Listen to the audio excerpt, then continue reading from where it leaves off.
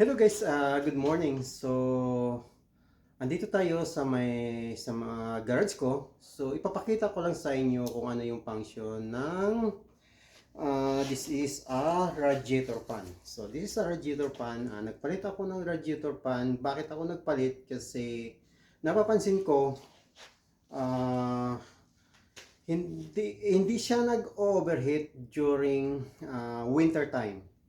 Pero nag-overheat siya during summertime but not all the time. So, nag-overheat lang yung sasakyan pag umabot na yung temperature sa outside ng almost 30 degrees Celsius. So, nag-overheat na siya.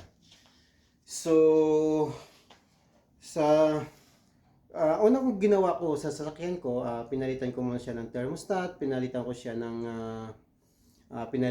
ng radiator cap kasi yun lang yung mga basic na una mong palitan bago ka pumunta doon sa mga major problem at mga medyo mamahalan na parts. So, sa pagpalit ko sa thermostat at parang wala siyang effect, parang ganun pa rin ang nangyayari, nag-overheat pa rin siya. So, nag-decide na ako na palitan yung radiator fan. So, ano bang function ng radiator fans, guys? Itong radiator fan ay pinapalamig niya yung radiator at hindi lang radiator pati condenser. So pinapalamig niya yung condenser at saka radiator, ito yung trabaho ng radiator fan. So itong radiator fan guys ay may dalawa siyang speed. So yung normal speed niya regular yun na umiikot lang siya. So pag once na nakaramdam na yung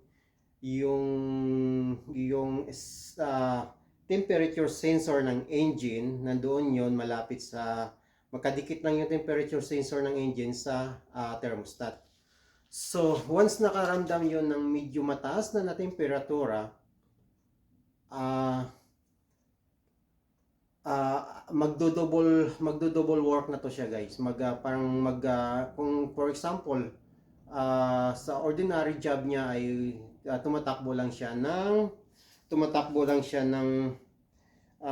let's say tumatakbo lang siya ng 1,000 RPM, revolution per minute. So pag once na karamdam na ng init yung radiator at nakaramdam din yung pressure sensor ng aircon ay medyo bumabagsak dahil hindi siya nagbi-vaporize doon sa condenser. So ipifeedback nila yon doon sa current ng